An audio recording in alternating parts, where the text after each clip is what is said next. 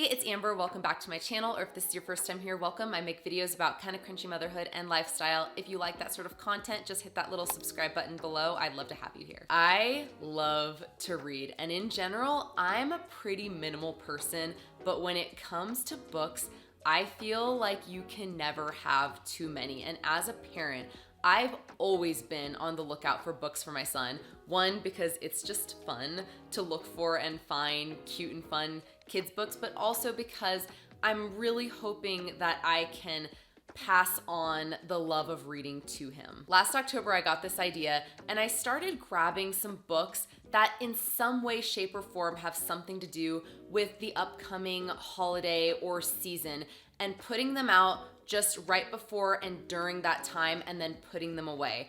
I have loved this little tradition that we have, and my little boys loved it too. And I'm not talking about anything crazy, nothing that's gonna break the bank, just maybe 4 to 6 books, most of which are either thrifted or from small local bookshops. So I thought it'd be fun to start a little series on here where I share those books in case you're interested in doing something similar with your kids, or even if you're not trying to rotate out seasonal and holiday related books and you're just looking for some new fun book ideas for your kids. All right, we are gonna jump right into it. Normally, I would save the best for last, but in this case, I am starting out with my absolute favorite.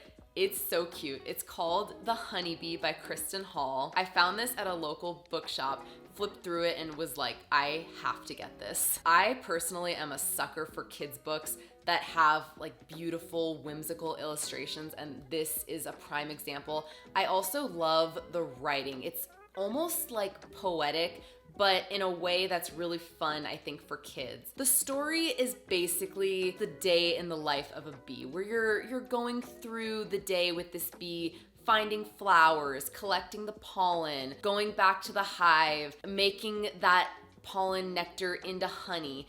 It's so cute, and I feel like it's a cute, whimsical story, but it's also got an educational factor in that it's helping kids learn about what bees do. And I guess my hope is helping my son learn the importance of bees and that they're not something to be afraid of, but something to appreciate and protect. And actually, in the very back of the book, there's 5 ways to protect bees. And so, I mean, I love that too, that it's not just a book about bees, it's a book about bees written by someone who clearly cares about pollinators and specifically bees. So 100 out of 10 recommend. It's so cute. The next one I found at a thrift store. It's called On Meadowview Street by Henry Cole. The story is about a little girl who moves on to Meadowview Street. There's not actually a meadow. Her dad's mowing the lawn when she notices a wildflower, so she builds like a little string and stick perimeter around it because she doesn't want him to mow it. And her little like preserve keeps getting bigger and bigger as she notices more things popping up until their whole backyard is basically a little preserve, and she's like adding in birdhouses and trees and things like that to make room and space for all the wildlife that she's seeing. This one is really cute for summer because it's talking about all the different bugs and animals that your child is likely to see during the summer, but not just talking about them. It's talking about how you can make space for those animals in your own backyard. So actually, we ended up getting a birdhouse after reading this book, and there are birds in it. And my son, every time we read this, he'll point to the birdhouse and say like, we have that. So I really like this one. I think it's really sweet. You are probably going to tell by the end of this, I just have a heart for nature and for wildlife. And so that also is something I'm hoping to pass on to my son, just to have a respect for it and to realize that you can make a difference in your own backyard. And I think even if you don't have a backyard, if you live in an apartment with a balcony, you could still get a birdhouse. You could still have flowers on the patio that attract pollinators. So I think this is a great one, not just to teach your child about wildlife, but also possibly to tie some summer related activities back to. All right, my battery died, but it's okay because I needed to readjust anyway because my feet were going numb. Number 3 is called Butterfly Inn by Nancy Riley. It's about a class that takes a field trip to a butterfly pavilion and then they decide to build a little butterfly garden at school. I was attracted to this one because before the start of this year, I already had an idea to build Kai his own little garden bed and to put flowers in there that specifically attract pollinators. This one I thought was perfect to go along with the activity that I had already planned, and it really is perfect. It talks about like, we're gonna put compost in and we compost, so he always points that out. It talks about some of the flowers that they're going to plant. He knows what those things are, and I love the educational factor. I love that it's a book that is talking about what you can do and how you can make a difference. But it's also a book that talks about a little bit about the life cycle, not the full life cycle, but a little bit about the life cycle of a butterfly, how it starts out as a caterpillar, and then it goes into a chrysalis, or it builds a chrysalis, and then from there it becomes a butterfly. This one also has, actually, there's a whole section of this book that's not the story. There's a glossary, there's a butterfly in song. I don't read music, but my son has wanted me to sing this song, so I kind of just made up a little tune and sang it to him, which he really likes. And then there's like butterfly facts.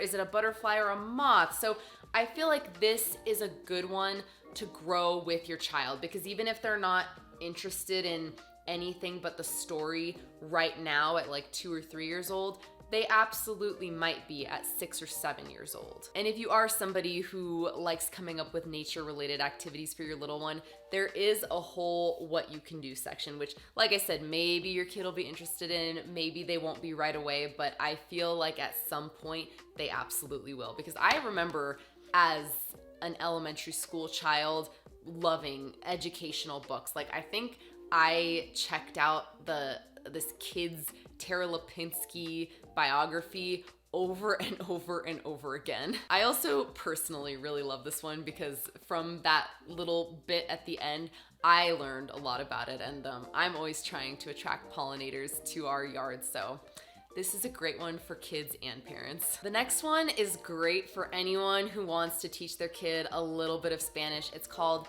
De Colores.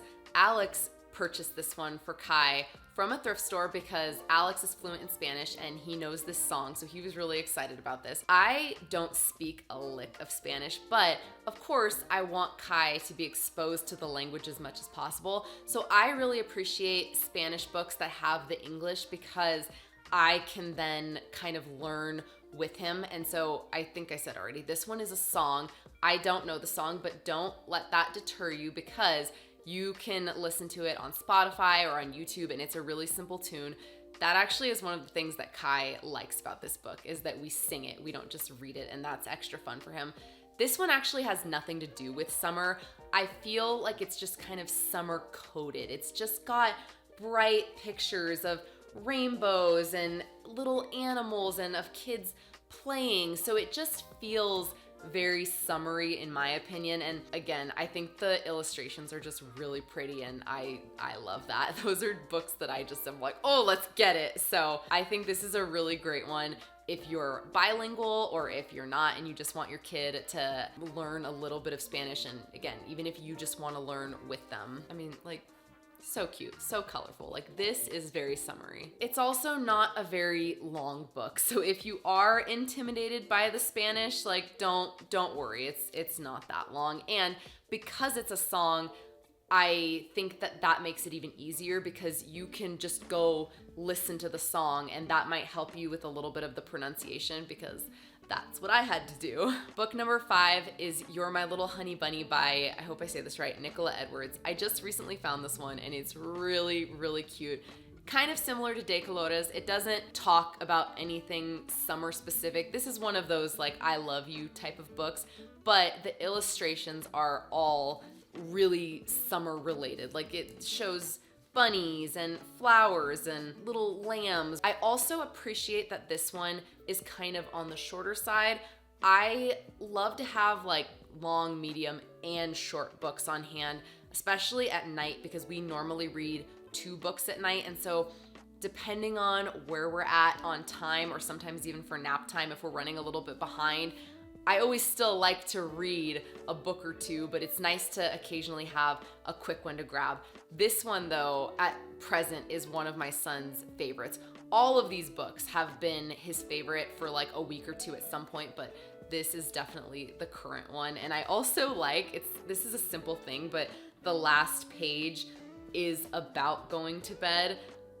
I don't know why, the whole book isn't about going to bed, but for some reason that's satisfying to me to read before he goes to bed. Like, okay, it says goodnight, now you're gonna go to bed too. And I've said this before, I love books that talk about a parent's love for their child, and this is exactly that, but with a very summery feel. The last book I don't actually have yet. I'm planning on purchasing this one for my son's birthday coming up. It's called On a Magical Do Nothing Day, and I know about it because we go to story time at the library, and I think it was over 3 months ago they read this book. Clearly it stuck with me. I remember the illustrations were really pretty, and it's about, I think, a little girl, I'm not 100% sure, but she's inside, it's a rainy day, she's playing her video game, and her mom tells her, like, why don't you go outside? And I wanna say at first she's like reluctant or doesn't want to, but she goes outside and she's discovering the magic of nature and kind of comparing it to her video game, but she's having more fun because it's almost like she's actually living it instead of just like pushing buttons. And I think, if I'm right, that there's a line in the book that says something like that, like, I like my video game, but really I'm just pushing a button over and over again, something like that. So this one is perfect for summer because it's all about getting outside and how fun it can be if you use your imagination, especially if you live in a place where it rains a lot during the summer. I feel like this is another book that will be great for growing with your kid. Like when they're 2 or 3, they might not really make the connection about the video game versus being outside, but as they get older, this could be a great tool to use to teach them about the importance of putting down the screens and actually just going out and living life and exploring and having fun. And like I said, it clearly stuck with me because we go to story time almost every single week, and the majority of them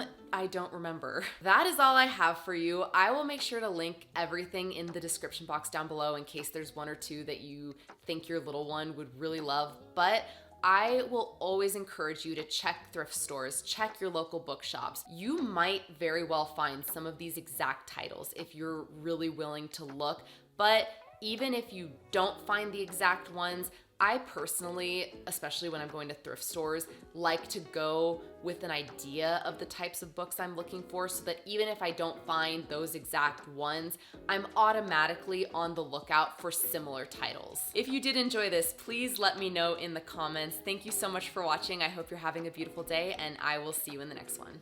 Bye.